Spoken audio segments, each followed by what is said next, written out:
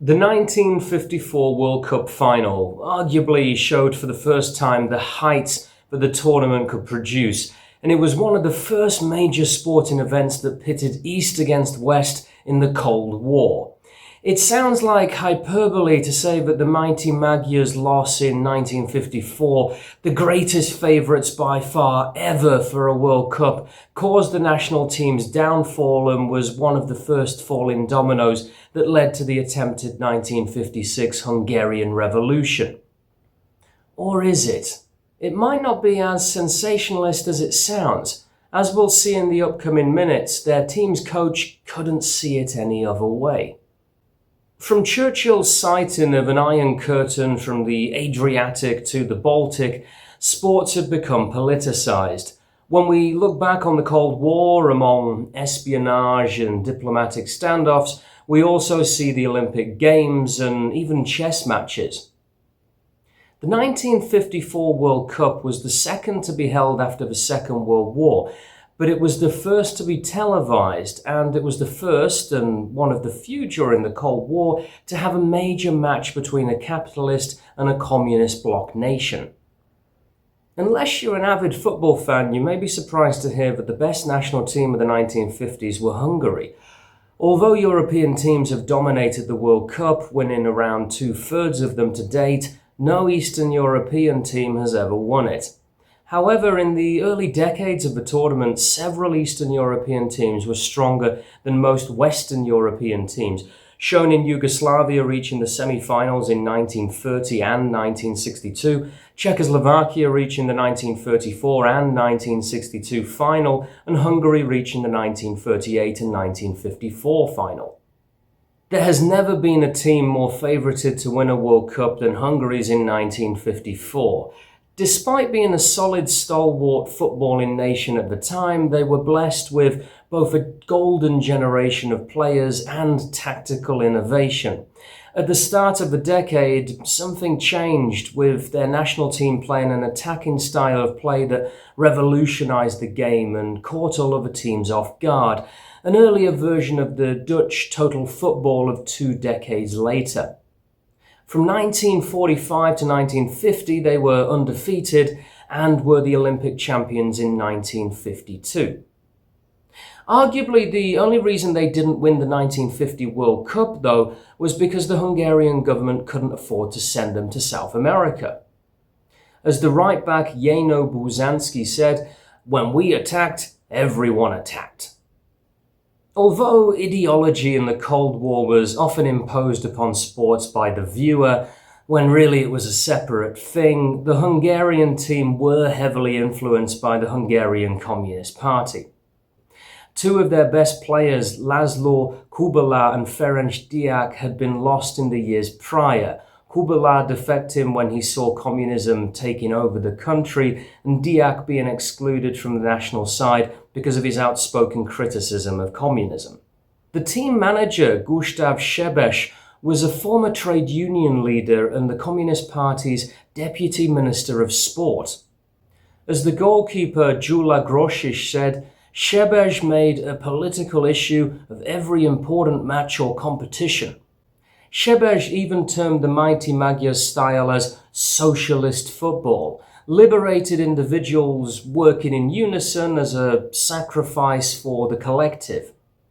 It could just as easily be seen as the teamwork that voluntary contracts produce, but the term, the Hungarian Communist Party's perks given to their players, and the personal feelings of players, whatever these were, brought a political lens into the game. Grosics himself had been placed under house arrest just 5 years earlier after trying to defect. This team were favourites by far, not just for dominating games in possession or surprise, but scorelines. Prior to the World Cup of '54, Hungary scored 133 goals in 33 games. Weeks before the World Cup, they destroyed England 7-1, resulting in the famous quote from England's Sid Owen that "it was like playing people from outer space." In the semi-finals, Hungary dumped out the reigning champions Uruguay fairly comfortably 4-2, and in the final they were to face West Germany, whom they had thrashed 8-3 in the group stage. However, the West German manager deliberately fielded a weaker team as they expected to lose, and I'll cover this in the next video. So, going into the Wankdorf Stadium on the 4th of July, Hungary seemed to already be crowned world champions, just going through one more formality. The streets of Budapest had already been decorated with banners, flags and ribbons. After 8 minutes, they were already 2-0 up, and spectators could already see them holding the Jules Rimet trophy. However, in probably the greatest upset there has ever been in the latter stages of the World Cup, just 10 minutes later, West Germany had managed to bring it back to 2-2. At which the game remained until in the 84th minute, Helmut Rahn snuck in his second goal of the game and the West Germans held on to stun everyone 3-2. Politics didn't have to enter into it, but it had been brought in already. While still on the pitch, the team had a feeling of foreboding of what might happen when they got back home.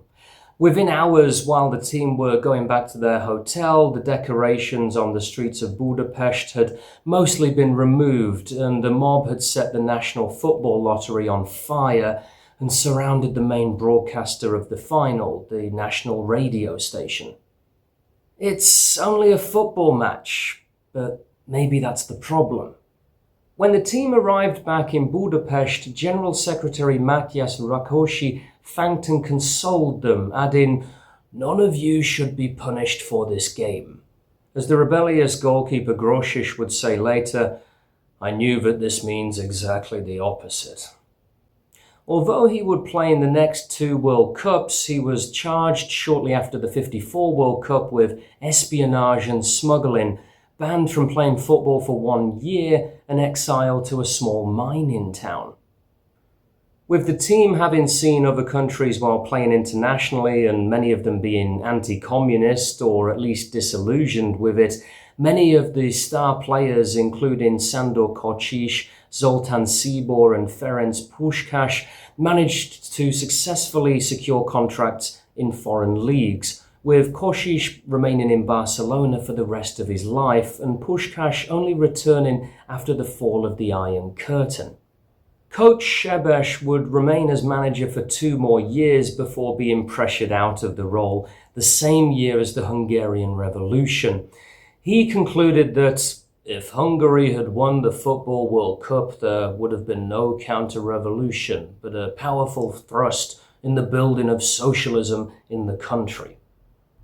It sounds like hyperbole, but for the man who championed the socialist football and had seen both the positive and the negative of this, there might not have been any other way to look at it. Some of you might be here for the football, some of you might be here for the politics and the Cold War. The football's not really my area. Let us know what you think. And keep posted for more on this series.